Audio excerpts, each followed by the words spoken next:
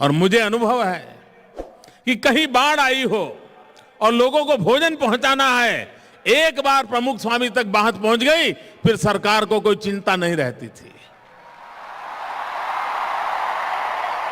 ये किसके भरोसे होता था? यहां बैठे हुए उन नौजवानों के भरोसे होता था, आप ही के भरोसे होता था। दोस्तों,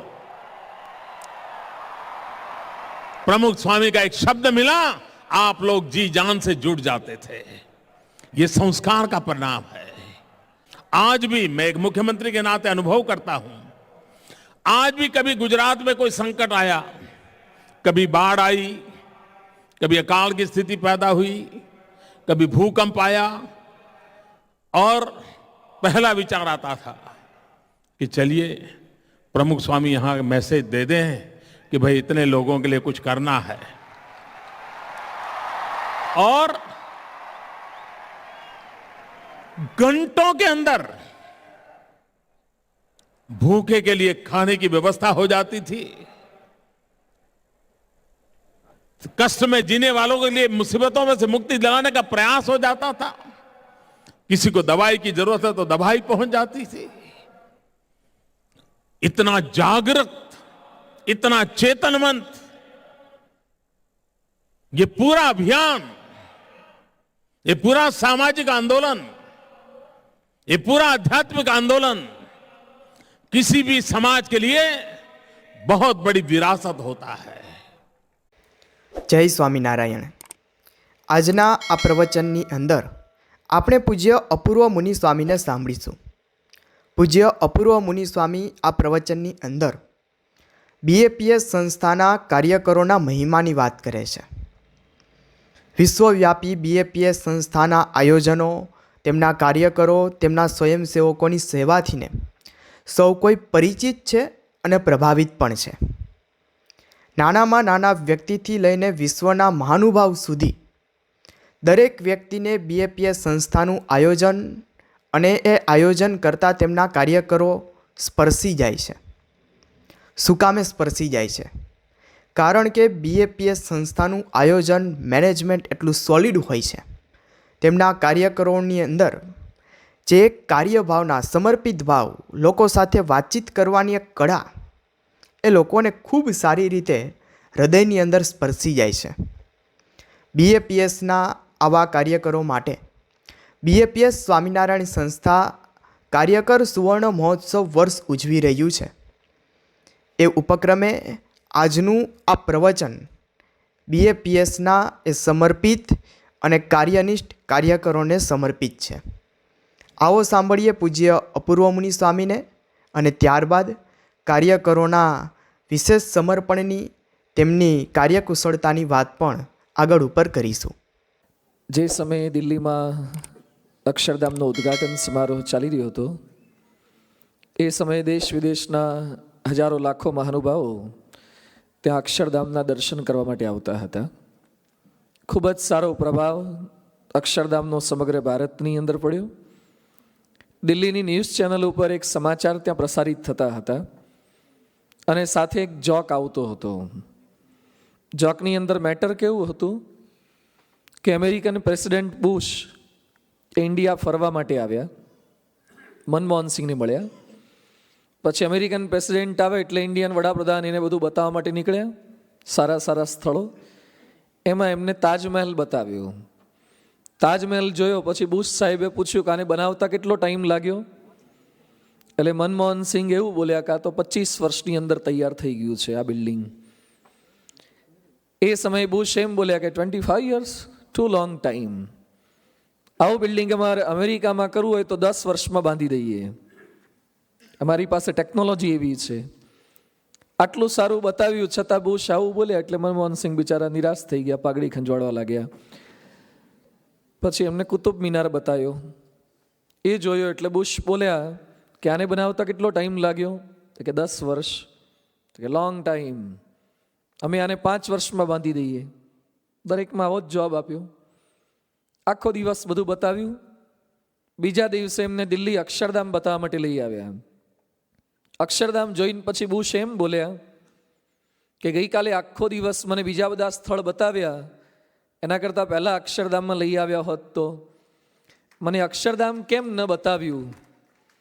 એ સમયે મનમોહન સિંહ એમ બોલ્યા કે સાહેબ કઈ રીતે બતાવું, કારણ કે ગઈકાલે સવારે તો જમીન લીધી, બપોરે ખાતમુહૂર્ત કર્યું અને સાંજે પ્રતિષ્ઠા થઈ છે. એ કે એટલી વારમાં થઈ ગયું? હા, કે BAPS વાળાએ કર્યું છે. તો BAPSની એક છાપ ન્યૂઝ ઉપર પણ આવી પ્રસારિત કરવામાં આવે છે કે ઓછા સમયમાં શ્રેષ્ઠ કામ કરી શકે, એક આપણો પરિચય છે. BAPS એટલે કર્મઠ સમાજ. રાજકોટની અંદર આખા ગુજરાતના 18,000 ગામડાઓના સરપંચ, તલાટી અને ગ્રામ પંચાયતના સભ્યોનો એક સેમિનાર હતો, સભા હતી. નરેન્દ્ર મોદી ત્યાં આવવાના હતા. આગલા દિવસે ત્યાંના કલેક્ટર બધું ચેક કરવા માટે નીકળ્યા. દીપ પ્રાગટ્ય જેમ આપણે અહીંયા કર્યું એમ નરેન્દ્ર મોદીના હસ્તક દીપ પ્રાગટ્ય હતું. કલેક્ટર ચેક કરવા માટે નીકળ્યા કે દિવેટ બરાબર છે કે નહીં. ઘણીવાર દિવેટ એટલી જાડી આવી જાય ને પછી અળગે જ નહીં, અને નરેન્દ્ર મોદી અળગાવા જાય ના અળગે પેલાને કાયમ માટે ઉલવી નાખે. એટલે બરાબર ચેક કરતા હતા. પછી પૂછ્યું કાકોને જવાબદારી સોંપી છે? એ કે શૈલેષ સકપરિયા કો, એ આપણો એક સનિષ્ઠ કાર્યકર છે. એ સમયે કલેક્ટર પોતે એમ બોલ્યા કે वो BAPS वाले को एक दफे काम सौंप दिया, फिर हमें कोई चिंता नहीं रहती. BAPS ने एक આગવી છાપ આ પણ છે. પૂજ્ય અપૂર્વ મુનિ સ્વામીએ BAPS સંસ્થાના કાર્યકરો કેવા છે, એ કાર્યકરોની છાપ વિશ્વના મહાનુભાવો ઉપર કેવી પડી છે, તેની ખૂબ સુંદર વાતો કરી. BAPS સંસ્થાના કાર્યો વિશે પણ વાત કરી. જ્યારે પ્રમુખ સ્વામી મહારાજ શતાબ્દી મહોત્સવ ચાલી રહ્યો હતો તે વખતે ભારતના વિદેશ મંત્રી S જયશંકર પણ આવેલા.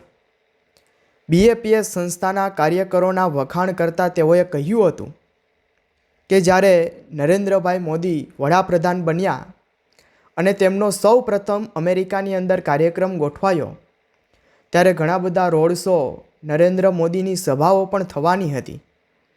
તેમના આયોજનોની અંદર BAPSના સ્વયંસેવકો આવ્યા હતા.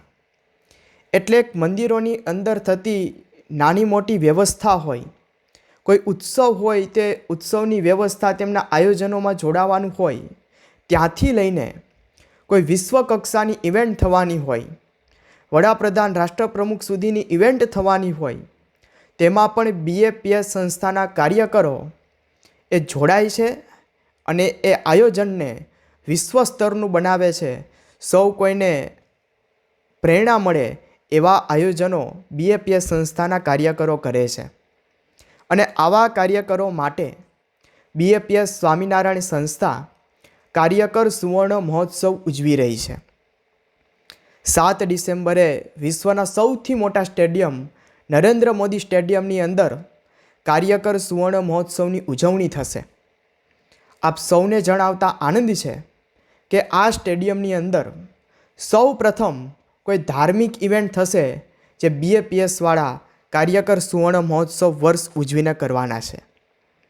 એટલે ગૌરવનો વિષય BAPS સંસ્થા માટે તો છે જ, પણ સમગ્ર ભારત દેશના લોકો માટે પણ આ એક ગૌરવની ક્ષણ છે. કારણ કે આપણા દેશની અંદર કોઈ એવી ધાર્મિક સંસ્થા, આધ્યાત્મિક સંસ્થા, તેમના કાર્યકરોની વાત આજે વિશ્વના લોકો નોંધ લેતા હોય તો સૌ માટે એ એક ગૌરવનો વિષય છે. અને આ કાર્યકર સુવર્ણ મહોત્સવ વર્ષ ઉજવાય તે માટે BAPS સ્વામિનારાયણ સંસ્થાના આધ્યાત્મિક અને વહીવટી વડા પરમ પૂજ્ય મહંત સ્વામી મહારાજ પણ કેટલો ઉત્સાહ બતાવી રહ્યા છે.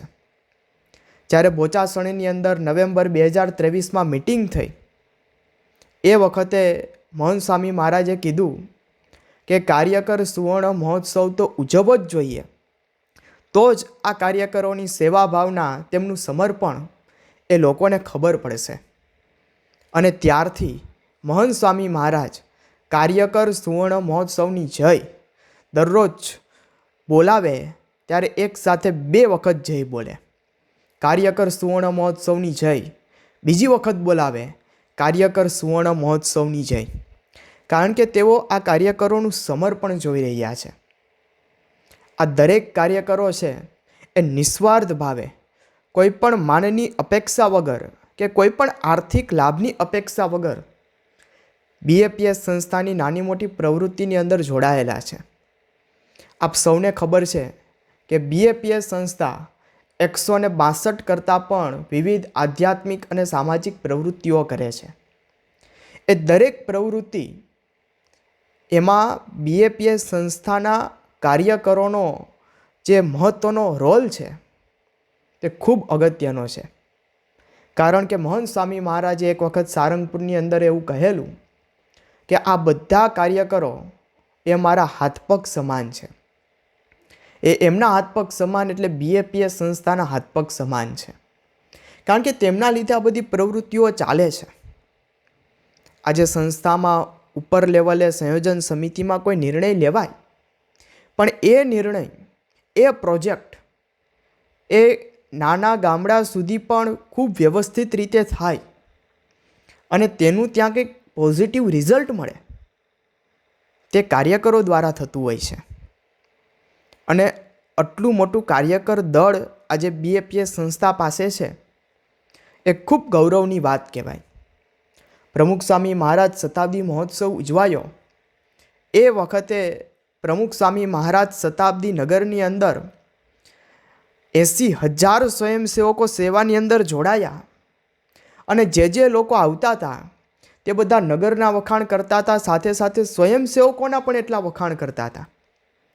કારણ કે કોઈક 1 મહિનો, 2 મહિના, 3 મહિના, 6 મહિના અને ઘણા તો વરસ સુધી આ સેવાની અંદર જોડાઈ ગયા. આજે સમર્પણ ભાવ અને લોકો શતાબ્દી મહોત્સવની અંદર દર્શન કરવા માટે આવતા હતા, તેમની સાથે સ્વયંસેવકોએ જે રીતે આ માનવીયતાપૂર્ણ જે વ્યવહાર કર્યો તે બધાને સ્પર્શી ગયો. અને બધા એવું કહેવા લાગ્યા કે આવા સ્વયંસેવકો જો આપણી પાસે હોય તો.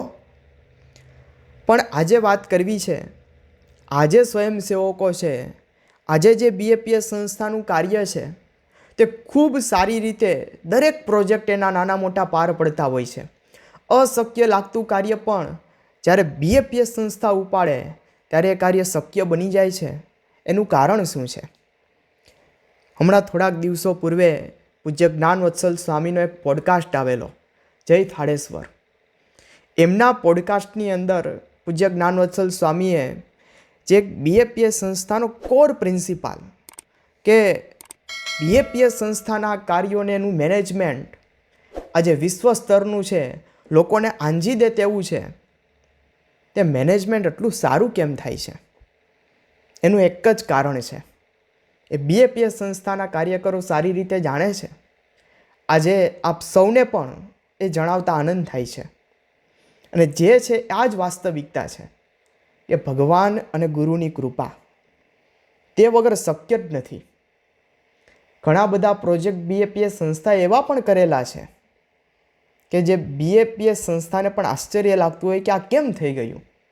કારણ કે આટલું મોટું મેનેજમેન્ટ કરવું અને એ પણ સેલ્ફલેસલી સમર્પિત કાર્યકરો દ્વારા, કોઈને આર્થિક વળતર કે વેતન આપ્યા વિના આ દરેક કાર્યકરો આવી રીતે સેવામાં જોડાય, લાંબા સમય સુધી સેવામાં જોડાય, એ બધું શક્ય કેવી રીતે બને? તો એ ભગવાન અને સંતનો, ગુરુનો જો પ્રવેશ થાય તો જ આ કાર્ય શક્ય બને. અબુધાબીની અંદર મંદિર થયું અને એ વખતે મહંત સ્વામી મહારાજ મૂર્તિ પ્રતિષ્ઠાના કાર્યક્રમો માટે અબુધાબી મંદિરે પધાર્યા. તે વખતે મહંત સ્વામી મહારાજ પણ એવું બોલેલા કે આવું તો BAPSએ પણ વિચાર્યું નહોતું, એ કાર્ય થઈ ગયું. ટૂંકમાં ભગવાન અને સંતની કૃપાથીને BAPS સંસ્થાના દરેક આયોજનો એ શોભી ઉઠે છે. બાકી આટલું મેનેજમેન્ટ શક્ય જ નથી. અને આ દરેક કાર્યકર્તા સમજે છે કે આપણે તો એક નિમિત્ત છીએ કાર્ય કરવા માટે, પણ આપણામાં રહીને ભગવાન આપણને પ્રેરણા આપે છે, ભગવાન અને સંત આપણને આ કાર્ય કરાવે છે. કારણ કે સમયે સૂજી આવવું અને સમયે કાર્ય થઈ જવું, એના માટે સારા રિસોર્સિસ મળી જવા, તે કોઈ નાની વાત નથી. પણ આજે બધું જ થઈ રહ્યું છે એમાં ભગવાન અને સંતની કેવળ કૃપા, તેમના આશીર્વાદ, તે વગર શક્ય જ નથી. તો આજે કાર્યકર સુવર્ણ મહોત્સવનું વર્ષ ચાલી રહ્યું છે. તે નિમિત્તે અમદાવાદના નરેન્દ્ર મોદી સ્ટેડિયમની અંદર જે કાર્યકર સુવર્ણ મહોત્સવ વર્ષ ઉજવાશે, એનો એક ઉત્સવ ઉજવાશે. તે ઉત્સવ એ કાર્યકરોના સમર્પણનો ઉત્સવ છે. ભગવાન અને સંત ભગવાન સ્વામિનારાયણ અને તેની ગુણાતીત ગુરુ પરંપરા, એમના આશીર્વાદ, તેમના માર્ગદર્શન, તેમની પ્રેરણા, તેમની કરુણા, એનો આ ઉત્સવ ઉજવાઈ રહ્યો છે. જેનું લાઈવ પ્રસારણ પણ live.baps.org દ્વારા સમગ્ર વિશ્વની અંદર થશે. તો આવા કાર્યકરો, જે કોઈ નાની મોટી સંસ્થાઓ આ દેશની અંદર, વિશ્વની અંદર નિસ્વાર્થ ભાવે સેવા કરી રહી છે, તેમને પણ આવા સમર્પિત કાર્યકરો મળે અને તે કાર્યકરો દ્વારા જે તે સોસાયટીનું, સમાજનું, દેશનું અને વિશ્વનું ખૂબ સારું થાય, તેમના માટે ખૂબ સારા કાર્યો થાય, તેવી આજે આપણે ભગવાનને પ્રાર્થના કરીએ.